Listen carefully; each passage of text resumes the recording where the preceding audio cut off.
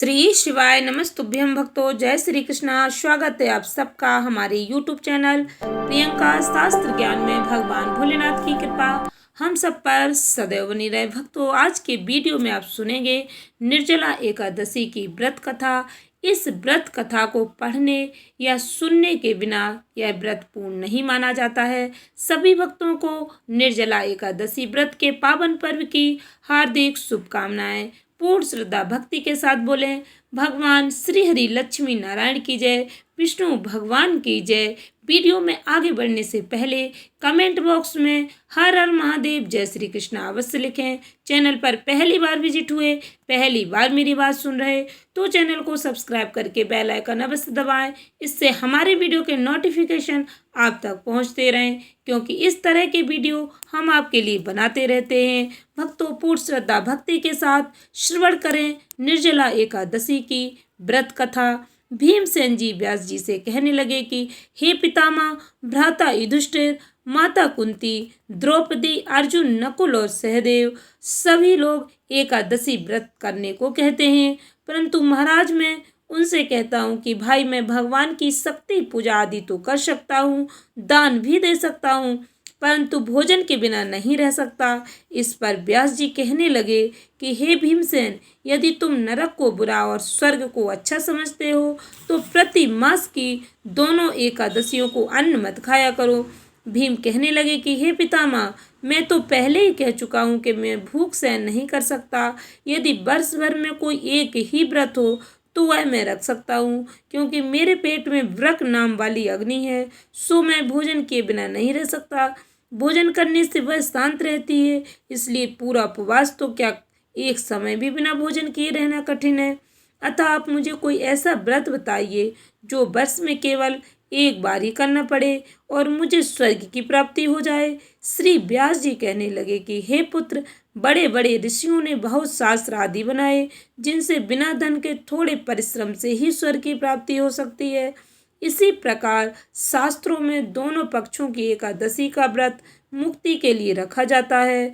व्यास जी के वचन सुनकर भीमसेन नरक में जाने के नाम से भयभीत हो गए और कांप कर कहने लगे कि अब क्या करूं? मास में 2 व्रत तो मैं कर नहीं सकता, हाँ वर्ष में एक व्रत करने का प्रयत्न अवश्य कर सकता हूँ।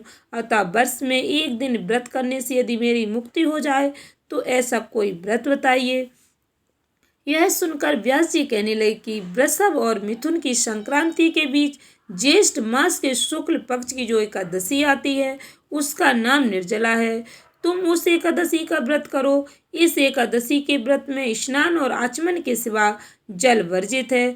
आचमन में 6 मास से अधिक जल नहीं होना चाहिए, अन्यथा वह मद्यपान के सदृश हो जाता है।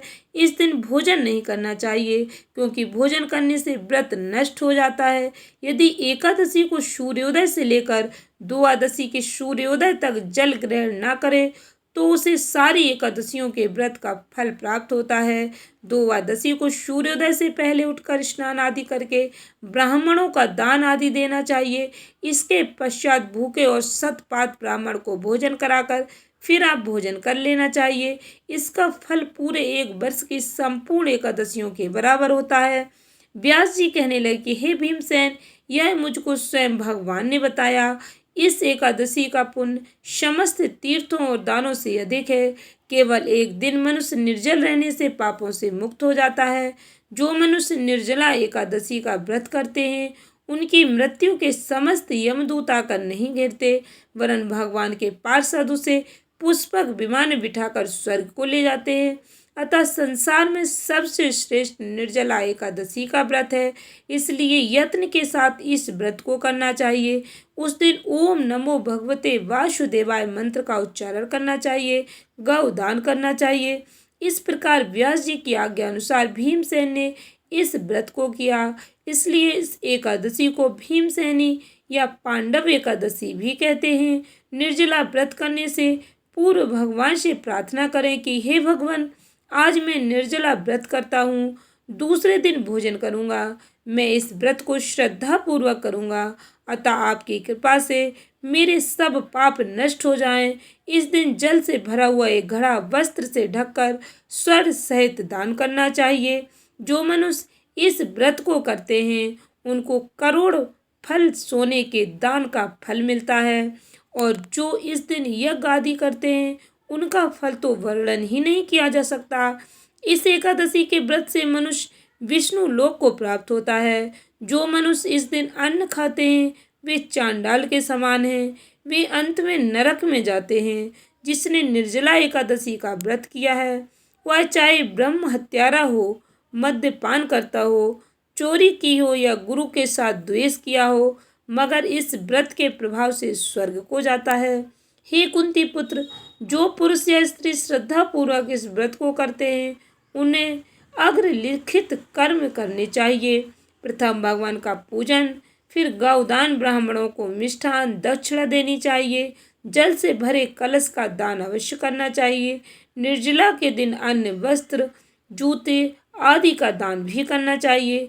जो मनुष्य भक्ति पूर्वक इस कथा को पढ़ते हैं या सुनते हैं उन्हें निश्चय ही स्वर्ग की प्राप्ति होती है। भक्तों, इस कथा को अधिक से अधिक लोगों को शेयर अवश्य करें जिससे हमारी जानकारी अधिक से अधिक भक्तों तक पहुंच सके और हमें भगवान का आशीर्वाद प्राप्त हो सके। धन्यवाद भक्तों। श्री शिवाय नमस्तुभ्यम।